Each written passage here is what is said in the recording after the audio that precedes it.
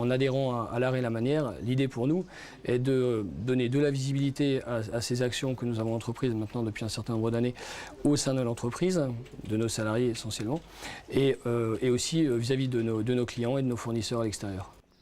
L'entreprise LDE, libraire de l'éducation, est spécialisée dans la fourniture de manuels aux établissements scolaires et universitaires. Elle emploie 20 salariés permanents, plus autant de saisonniers en été, et a réalisé un chiffre d'affaires de 10 millions d'euros en 2006.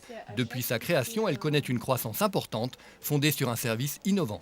On rend aux écoles des services pour lesquels elles sont prêtes à payer un peu plus que ce qu'elles payaient. On ne dépose pas une palette de livres devant la porte, mais quand la palette arrive, les livres sont déjà étiquetés. Il y a un logiciel de prêt de livres que nous avons développé chez nous dans notre département informatique qui est mis à disposition de l'école. C'est ce qui nous a permis de prendre une place relativement importante sur le marché français. C'est-à-dire que toute une partie des flux de manuels scolaires passe maintenant par l'Alsace sur un marché qui, il y a quelques années, était complètement perdu. Ce développement important n'a pas empêché la LDE de se soucier de préservation de l'environnement.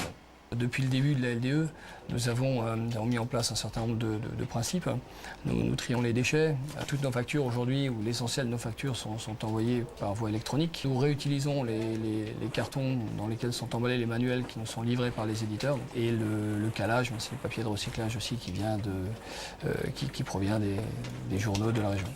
Mais en matière de développement durable, l'engagement le plus important de la LDE concerne le progrès social.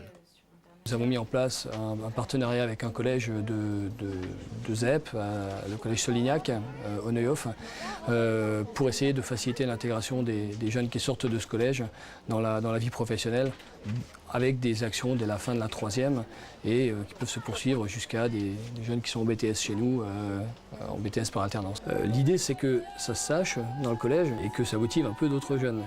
Ils sont confrontés à d'autres codes sociaux qui ne sont pas habituels, à un autre monde d'adultes que le monde d'adultes du scolaire qu'ils rencontrent habituellement. Et ça, pour construire une personnalité, je pense que c'est une voie très intéressante. Fouad, Myriam et Magdaline, eux aussi anciens de Solignac, ont travaillé plusieurs étés à la LDE. Aujourd'hui, ils ont trouvé leur voie. Aujourd'hui, je fais un BTS en bâtiment. Actuellement, je suis en deuxième année de faculté de pharmacie.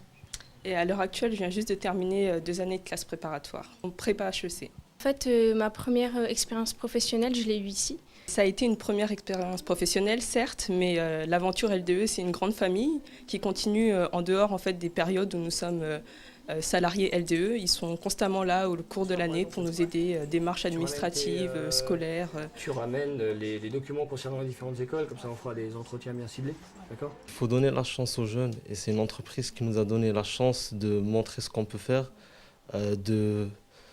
d'exploiter le potentiel qu'on a. Parce qu'il y a peu d'entreprises qui donnent la chance aux jeunes aujourd'hui dans le monde du travail. C'est un tremplin pour le travail, les jeunes. Alors c'est rare et on les remercie pour ça.